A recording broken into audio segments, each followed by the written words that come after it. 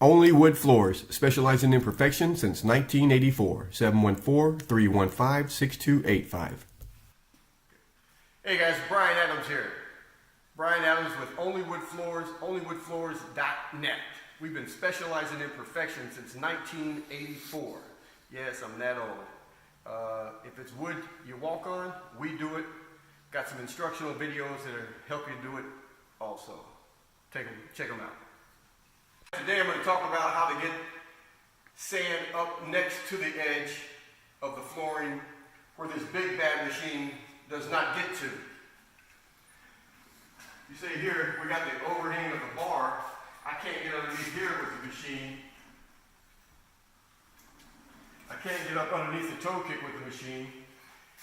And I can't get up next to the edge.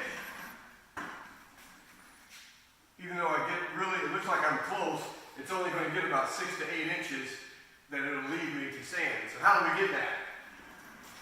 Well, show them the view, Emilio. Got the ocean view. Yeah, this is great. Here we go. Now you can rent this identical machine at Home Depot. It's the Clark Super 7, best in the world. We call it the edger or the backbreaker. Because you're here all day. I rested on my thighs, and some of the sissies out there will sit on the stool and slide around or get on their knees, but I like to be to where I can control it and hold it. But you can see I can get up underneath.